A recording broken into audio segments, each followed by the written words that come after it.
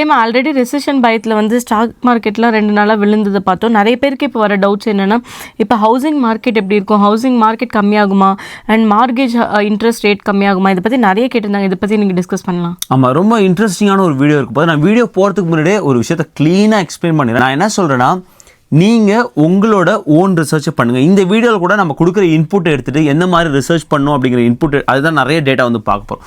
எடுத்து நீங்கள் உங்கள் ஓன் ரிசர்ச் பண்ணி, நான் இப்போ வீடு வாங்கலாமா, நான் இப்போ ரீஃபைனான்ஸ் பண்ணலாமா, புது வீடு வாங்கலாமா, இல்லை பழைய வீடு வாங்கலாமா, இந்த மாதிரியான ரிசர்ச்சை நீங்கள் பண்ணுங்கள். அதுக்கு வந்து இந்த வீடியோ கண்டிப்பாக உபயோகமாக இருக்கும். நிறைய டேட்டா வச்சு பேச போகிறோம். வாங்க வீடியோக்குள்ளே போகலாம். வணக்கம் நண்பர்களே, நான் உங்கள் பிரேம் பேசுகிறேன். நான் உங்கள் ஆர்த்தி பேசுகிறேன். பிரேமா, யூஎஸ்ஏல ஹவுசிங் மார்க்கெட் இப்போ எப்படி இருக்குது? பொதுவாக இப்படி கேட்டால் எப்படி சொல்கிறது, நம்ம தமிழ்லேயே ஒரு பழமொழி இருக்கு இல்லையா, வீட்டை கட்டிப்பார் கல்யாணம் செய்துப்பார் அப்படின்னு. யூஎஸ்ஏல வீடு வாங்குறதும் கல்யாணம் பண்ணி பார்க்குறதும் ஒன்றுன்னு நான் நினைக்கிறேன்.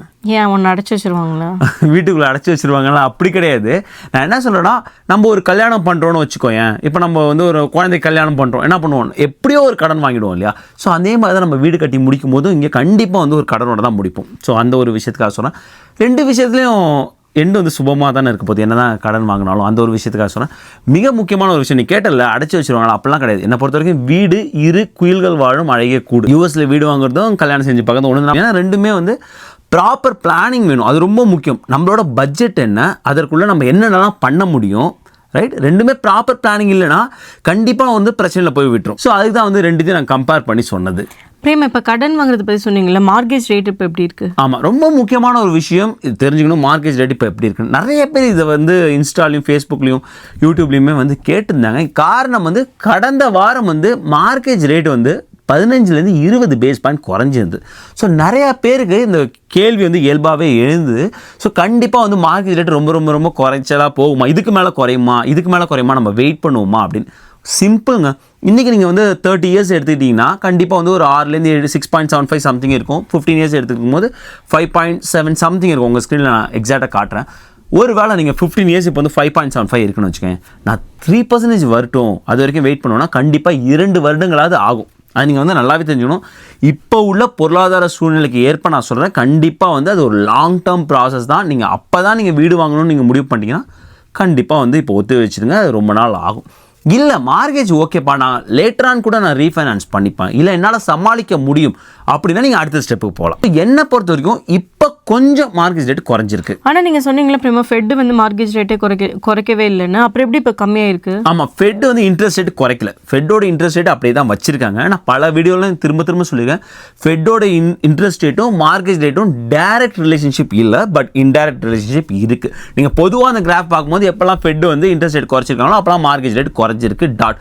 பட் நீங்கள் ஃபெட் இன்ட்ரெஸ்ட் ரேட் குறைக்காத போதும் மார்க்கெட் ரேட் குறைஞ்சிருக்கு, ஏறி இருக்குது. பிகாஸ் செவரல் அதர் ஃபேக்டர்ஸ் தான் இம்பார்ட்டன்ட் கேட்டலிஸ்ட்டாக இருக்குது மார்க்கெட் ரேட்டை பொறுத்த வரைக்கும். மிக முக்கியமான ஒரு விஷயமா இருக்குது 10-year treasury yield bond. So அதை தாண்டியும் நிறைய ஃபேக்டர்ஸ் இருக்குது. கண்டிப்பாக வந்து ஃபெட்டோட மார்க்கெட் செக்யூரிட்டி பாண்ட்ஸ் வந்து ரொம்ப முக்கியமான ஒரு ரோல் ப்ளே பண்ணுது. சில நேரங்களில் லெண்டர்ஸை என்ன பண்ணுவாங்கன்னா, அவங்களோட மார்கேஜ் அப்ளிகேஷன் ரொம்ப குறைவாக வருது. காரணம் மார்கேஜ் அதிகமாக இருக்குது, இன்ட்ரெஸ்ட் ரேட் அதிகமாக இருக்கும்போது அவங்களே கொஞ்சம் இன்ட்ரெஸ்ட் ரேட்டை வந்து குறைப்பாங்க. Across the USA are state by state vary ஆகும். ஸோ இந்த மாதிரி பல கேட்டலிஸ்ட் வந்து இருந்துகிட்டு இருக்கு மார்க்கெட் ரேட்டை பொறுத்த வரைக்கும். ஸோ அதனால் இப்போ குறைஞ்சிருக்கு. இப்போ சப்போஸ் வந்து இதை யூஸ் பண்ணுறவங்க யூஸ் பண்ணிக்கலாம், இல்லை வெயிட் பண்ணுறவங்க வெயிட் பண்ணலாம். எல்லாமே இண்டிவிஜுவல் பொறுத்தது தான். இதுக்கு மேலே கம்மியாக சான்சஸ் இருக்கு. நம்மளோட சொன்ன மாதிரி 2 வருடங்களாவது ஆகும் அந்த 3% ரீச் ஆக சொன்னோம் இல்லையா? ஸோ இதுக்கு மேலே கம்மியாக சான்ஸ் இருக்கா? நம்ம வந்து நிறைய ஃபேக்டர்ஸ் பார்த்தோம்ல, பார்ப்போம். யூஎஸ்ஏவோட இன்ஃப்ளேஷன் எப்படி இருக்குது? கண்டிப்பாக வந்து ஏப்ரலோட இன்ஃப்ளேஷன் மேலே வரும்போது கண்டிப்பாக அதிகமாக தான் இருக்கும். ஏன்னா டேரிஃப்ஸும் இன்ஃப்ளேஷனும் ரொம்ப ஒட்டி பிறந்த வந்து சகோதரர்கள் மாதிரி தூக்கி கொஞ்சுவாங்க. ஏன்னா டேரிஃப்ஸ் எப்போல்லாம் அதிகமாக போடுறவங்களோ அப்போ இன்ஃப்ளேஷன் அதிகமாகிடும். இன்ஃப்ளேஷன் தூக்கிட்டு ஓடும் அப்படியே அந்த குழந்தைய. ஸோ அந்த மாதிரியான ஒரு விஷயம் தான் வந்து நடக்க போகுது. ஸோ இன்ஃப்ளேஷன் அதிகமானால் கண்டிப்பாக ஃபெட் வந்து பெரிய நோ சொல்லுவாங்க, இன்ட்ரெஸ்ட் ரேட் அப்படியே தான் வைக்க போகிறாங்க. நீங்கள் ஒரு லாங் டர்மாக 2025 பார்க்கும்போது எனக்கு தெரிஞ்சு ரொம்ப மிகப்பெரிய ஒரு சேஞ்சஸ் இப்போ உள்ள எக்கனாமிக் சுச்சுவேஷன் நம்ம யாருமே வந்து ப்ரெடிக்ட் பண்ண முடியாது. இப்போ உள்ள எக்கனாமிக் சுச்சுவேஷன் வச்சு பார்க்கும்போது ஒரு மிகப்பெரிய சேஞ்சஸ் மார்க்கெட்டில் வரும்னு நான் எதிர்பார்க்கல. நீங்கள் இந்த ஷேர் மார்க்கெட்டுக்கு S&P இண்டெக்ஸ்லாம் வச்சு கணிப்பாங்கன்னு சொன்னீங்கல்ல, அந்த மாதிரி இந்த ஹவுசிங் மார்க்கெட்டுக்கு ஏதாவது கணிக்கிறதுக்கு இருக்கா? இருக்குது. இதுலையுமே வந்து S&P கோர் லாஜிக் கேஷியலர் இண்டெக்ஸ் இருக்குது, நீங்கள் ஸ்க்ரீன்லையும் பார்க்க முடியும். ஸோ அந்த இண்டெக்ஸை வச்சு நம்ம கணிக்க முடியும். நீங்கள் வந்து இதை வச்சு நம்ம இப்போ ஹவுசிங் மார்க்கெட் எப்படி இருக்குது அப்படின்னு வந்து பார்க்க முடியும். 1 month 3 month சேஞ்சஸ் அப்படின்னு இயர் டு டேட் சேஞ்சஸ் வந்து பார்க்குறீங்க. இதில் வந்து 3 types ஆஃப் இண்டெக்ஸ் கொடுத்துருக்காங்க. S&P CoreLogic, கேஷியலர், US நேஷனல் கொடுத்துருக்காங்க, 20 city கொடுத்துருக்காங்க, 10 city கொடுத்துருக்காங்க. எல்லாமே பார்க்கும்போது இயர் டு இயரே பார்க்கும்போது உனக்கு வந்து பாசிட்டிவாக தான் போயிருக்கு. 3 months பார்க்கும்போது US நேஷனல் நெகட்டிவ்ல போயிருக்கு, இந்த 20 city வந்து நெகட்டிவ்ல வந்து போயிருக்கு. பிரேம், அந்த 20 சிட்டினா என்னது? 20 சிட்டினா 20 பெரிய மெட்ரோவை எடுத்து அங்கே ஹவுசிங் மார்க்கெட் எப்படி இருக்குன்னு கணிச்சு அதுக்கு தகுந்த மாதிரி போட்டிருக்காங்க. உங்கள் ஸ்க்ரீனில் பார்க்குறீங்க. Phoenix, Los Angeles, San Diego, California, SF4, Denver, Washington metropolitan area, அதாவது வாஷிங்டனும் சபப்ஸ் அந்த விர்ஜினியாவும் உள்ளே வருவாங்க. சவுத் ஃப்ளோரிடா, மயாமி அவங்களாம் உள்ளே வருவாங்க. டாம்பா பே ஏரியா எகைன் வந்து Florida, Atlanta, Chicago, greater Boston, metro, Detroit இருக்காங்க. Minneapolis, Charlotte, Las Vegas, New York, greater Cleveland, நம்ம கிளீவ்லாண்ட் இருக்காங்க, போர்ட்லாண்ட், டாலஸ், ஃபோர்ட் வொர்த் இருக்காங்க, சியாட்டல். ஸோ இந்த 20 சிட்டி எடுத்து அங்கே உள்ள ஹவுசிங் மார்க்கெட் எப்படின்னு பார்த்து அதுக்கு தகுந்த மாதிரி ஒரு கணிப்பு வராங்க. நீ அதான் ஸ்க்ரீனில் பார்த்தனா 20 சிட்டி பார்க்கும்போது -0.13 இருக்காங்க, US நேஷனல் -0.17 இருக்காங்க பர்சன்ட். ஸோ கொஞ்சம் ரிலவெண்ட்டாக வந்து போயிட்டு இருக்கு. ஸோ இதை வச்சு நீங்கள் கணிக்க முடியும் என்ன மாதிரியான ஒரு ஹவுசிங் மார்க்கெட் போய்கிட்டு இருக்கு அப்படிங்கிற ஒரு ஐடியா வரும். இப்போ எக்ஸாக்டாக வந்து கொலம்பஸ் பார்க்கணும்னா ஆமாம். ஸோ இது வந்து ஓவராலாக ஒரு பிக்சர் நம்ம கொடுக்கும். ஸோ US நேஷனல் எப்படி பண்ணுறாங்க, இந்த 20 பெரிய சிட்டியோட மெட்ரோ எப்படி பண்ணுறாங்க.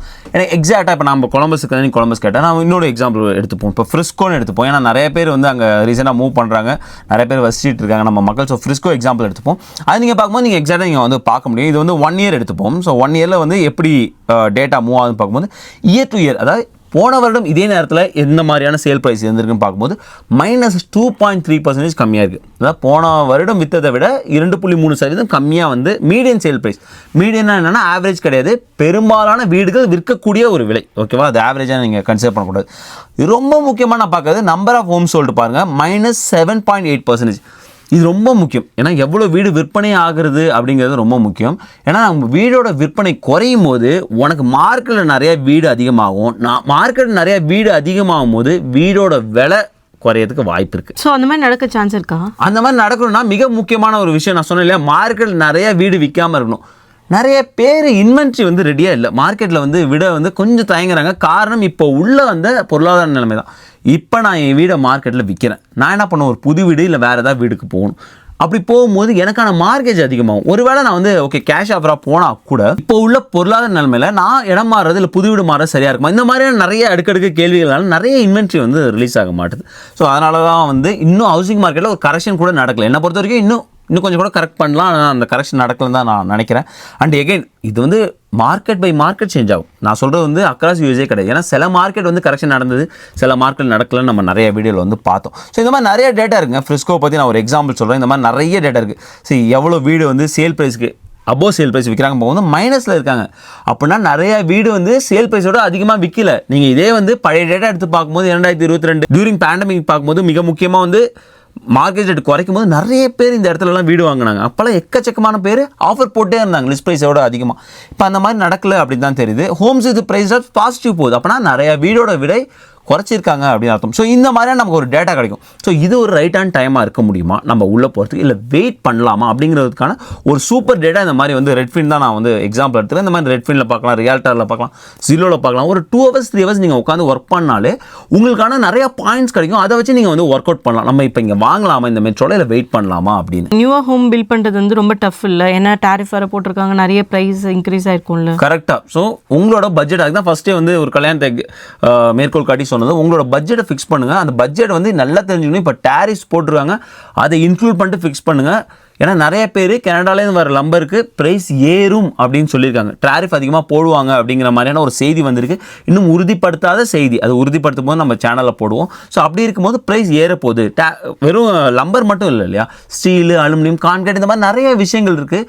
நிறைய விஷயங்கள் வந்து வெளிநாட்டிலேருந்து வந்துட்டுருக்கு. வெளிநாட்டிலேருந்து வரக்கூடிய பெரும்பாலான கண்ட்ரிக்கு வந்து இப்போ டேரிஃப்ஸ் போட்டிருக்காங்க. ஏப்ரல் 9 இன்னும் நிறைய கண்ட்ரிஸ்க்கு வந்து அதாவது பேஸ் டேரிஃப்ஸ் மட்டும் இப்போ போட்டிருக்காங்க 10%.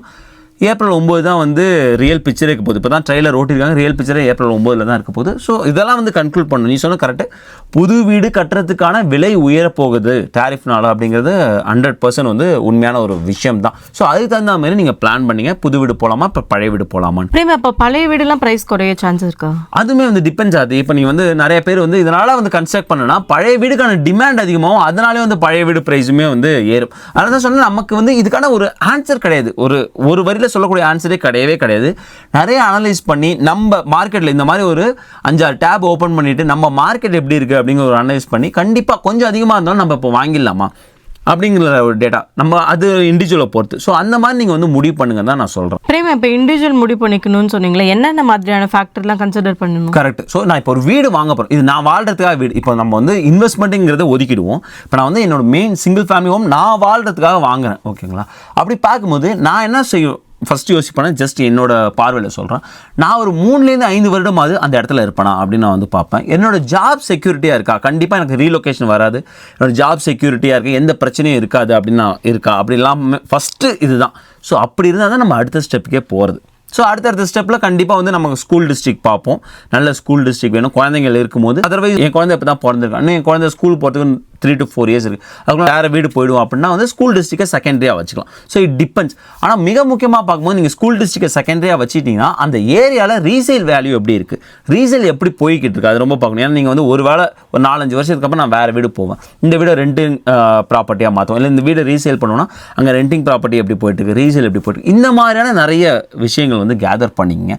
ஸோ இதை வச்சுட்டு மிக முக்கியமான ஒரு விஷயம், கையில் எவ்வளோ காசு இருக்குது, மார்க்கெட் இவ்வளோ வரப்போகுது, ஒரு 5% இருக்குது அப்படின்னா நம்ம வந்து அதுக்கு இன்சூரன்ஸ் கட்டி ஆகணும், ரைட்? நம்ம ஏன்னா வந்து நம்ம 20% அச்சீவ் பண்ணலாம். ஸோ அதுக்காக வந்து அந்த இன்சூரன்ஸ் ப்ரீமியம் கட்டி ஆகணும். ஸோ அது எவ்வளோ கட்ட போகிறோம், இது எல்லாமே நீங்கள் வந்து மாதத்தில் நமக்கு இவ்வளோ சம்பளம் வருது, இவ்வளோ மார்க்கெட் நம்மளால் பண்ண முடியுமா? மிக முக்கியமான விஷயம், இப்போ சுச்சுவேஷன் சரியில்லாதனால தயவு செஞ்சு ஒரு 2-3 மந்த்துக்காவது எமர்ஜென்சி ஃபண்ட் வச்சுங்க.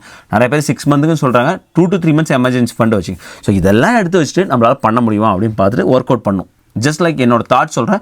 நீங்கள் பார்க்கக்கூடியவங்க இன்னும் நிறைய நல்ல பாயிண்ட்ஸ் வச்சுருப்பீங்க. நீங்கள் கமெண்ட்ஸை சொல்லும்போது பல பேருக்கு புதுசாக வீடு வாங்குறவங்களுக்கோ இல்லை ரீஃபைனான்ஸ் பண்ணுறவங்களுக்கும் மிக மிக மிக பெரிய ஹெல்ப்ஃபுல்லாக இருக்கும். பிரேம், இப்போ எந்தெந்த மார்க்கெட்டில் நல்லா போயிட்டுருக்கு, அதை பற்றியான டேட்டாஸ் எதுவும் இருக்கு? ஆமாம், அதை பற்றியான ஒரு டேட்டா வந்திருக்கு. யூஎஸ் நியூஸ்லேயே வந்து கொடுத்துருக்காங்க, நிறைய வந்து அவங்க டேட்டா கொடுத்துருக்காங்க, எந்தெந்த மார்க்கெட் எப்படி வந்து பர்ஃபார்ம் பண்ணிக்கிட்டு இருக்காங்க. ஒரு டேட்டா கொடுத்துருக்காங்க, அதை ஜூன் 2024 எடுத்துக்கிட்டு ஜனவரி 2025 இந்த 6 மாதத்துக்குள்ளே எந்தெந்த மார்க்கெட்டில் வந்து இண்டெக்ஸ் நிறைய சேஞ்ச் ஆகிருக்கு, நல்லா பர்ஃபார்ம் பண்ணியிருக்காங்க அப்படின்னு பார்க்கும்போது அர்லாண்டோ முதல் இடத்துல வராங்க, செயின்ட் லூயிஸ் மிசோரி வந்து 2வது இடத்துல வராங்க, கிரீன்லே கொலராடோ, ரிச்மண்ட் வெர்ஜீனியா நீங்கள் ஸ்க்ரீன்லேயே பார்க்குறீங்க இவங்கெல்லாம் இருக்காங்க. முக்கியமாக தரம் சாப்ளில் அந்த ரிசர்ச் ட்ரையாங்கிள் அவங்க வந்து இருக்காங்க, Los Angeles, Greenville, Columbia, SFO, Omaha இவங்க எல்லாருமே இருக்காங்க. இந்த மாதிரி நிறைய டேட்டா கொடுத்தோன்னா நாங்கள் லிங்க் கொடுக்குறேன், நீங்கள் பாருங்கள், இது ரொம்ப வந்து ஹெல்ப்ஃபுல்லாக இருக்கும்.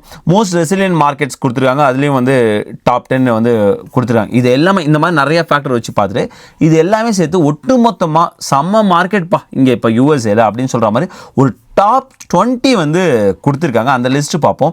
மொதல் இடத்துல ஒமேகா. ஸோ ஒமேகா வந்து எல்லாருக்குமே தெரியும், வாரன் பஃபெட்டோட ஹோம் டவுனு நெப்ராஸ்கா. ஸோ அவங்க தான் முதல் இடத்துல இருக்காங்க.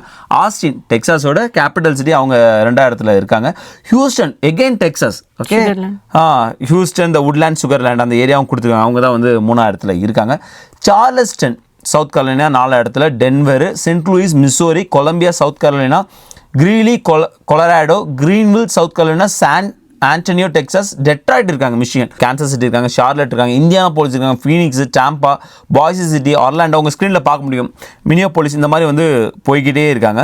ஸோ சால்ட் லேக்ஸ் இந்த டாப் 20 வந்து இருக்காங்க. வெரி குட் ஆக்சுவலாக இந்த பார்க்கும்போது, ஏன்னா நிறைய மக்கள் நம்ம மக்கள் அதிக வாழக்கூடிய நிறைய பகுதி, ஆல்மோஸ்ட் வந்து 20லுமே வந்து 19-18 பகுதி வந்து நம்ம மக்கள் அதிகமாக வாழக்கூடிய ஒரு பகுதியாக வந்திருக்கு. ஸோ அங்கெல்லாம் ஹவுசிங் மார்க்கெட் நல்லா இருக்குது அப்படின்னு பார்க்கும்போது இது ஒரு கான்ஃபிடென்ட் கொடுக்குது இல்லையா? ஸோ இந்த மாதிரி நிறைய டேட்டாவை நீங்கள் எடுத்து பாருங்கள். ஸோ நம்ம ஹவுசிங் மார்க்கெட் எப்படி இருக்குது, இப்போ எப்படி போயிட்டுருக்கு, ஏன்னா இந்த யூஎஸ் நியூஸ் நிறைய மெத்தடாலஜி வச்சு இதை வந்து பண்ணியிருக்காங்க. இந்த லிங்க் கொடுக்குறேன். ஸோ அந்த லிங்க் பார்க்கும்போது உங்களுக்கு ஐடியா, இந்த டேட்டாலாம் வச்சுட்டு நீங்கள் முடிவு பண்ணுங்கள், நம்ம இப்போ வீடு வாங்கலாமா இல்லை வெயிட் பண்ணலாமா, ஹவுசிங் மார்க்கெட் கிராஷ் ஆகுமா கரெக்ஷன் ஆகுமா, இந்த மாதிரியான இல்லை மார்கேஜ் வந்து ரீஃபைனான்ஸ் பண்ணலாமா, இந்த மாதிரியான முடிவுகளை நீங்கள் எடுங்க. ஐ ஹோப் உங்களுக்கு இந்த வீடியோ யூஸ்ஃபுல்லாக இருந்திருக்குன்னு நினைக்கிறேன். மறக்காம நம்மளோட சேனல் லைக் பண்ணுங்கள், ஷேர் பண்ணுங்கள், சப்ஸ்கிரைப் பண்ணுங்கள், மறக்காம அந்த பெல் ஐகானை தட்டி விட்டு போங்க. தேங்க்ஸ் ஃபார் வாட்சிங் திஸ் வீடியோ ஃப்ரெண்ட்ஸ். நன்றி.